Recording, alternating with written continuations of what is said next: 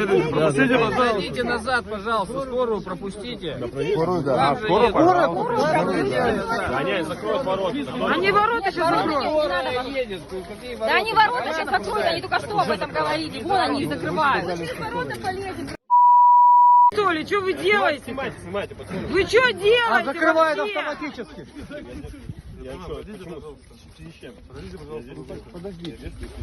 Что дубинками бить там? Вы вообще что делаете? Что вы творите? Да снимаем все. Снимаем. Кто вы? А я познал одного. Вы кто?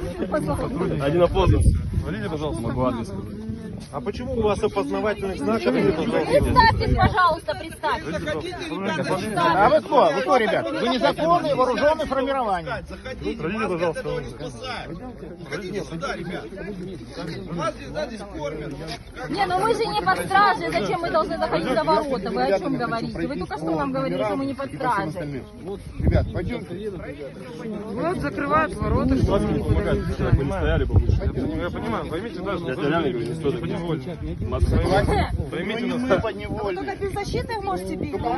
Давайте детей вытащите. А сейчас начнете. А что не видно? Товарищ полковник, это ваши подчиненные. Да о чем вы стоите, молчите? Вы что беспредел? Это не ваши подчиненные даже. Не позорились. Да вон Вы их что, под танк кидаете, этих пацанов? они стоят. Полковник пацанов кинул под танки. Что вы понимаете, ребят, стоит начальник, он дубинки Да проще лица сделать, теперь мы не можем на вопросы задали, он ни один элементарный вопрос. А что делать? Я здоровый. Честно говоря, вот этих с дубинками засними и потом это выложат тоже буквально. Ребята, Да понимаем мы вас все, понимаем, понимаете, но вот это, вот этот, как вам сказать, вот этот демонстративный, у этого еще совесть есть у пацана, он дубинку спрятал. У него еще совести немного осталось. А у этого же нету совести. можно бить прям, что бейте прям. Да, конечно, бейте, что вы стоите-то? Начинайте уже. Ну ты вот стоишь здесь, А в вот этой стоите. маске, ты знаешь, что она не защищает?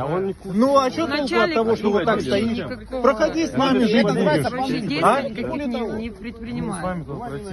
А почему не можешь?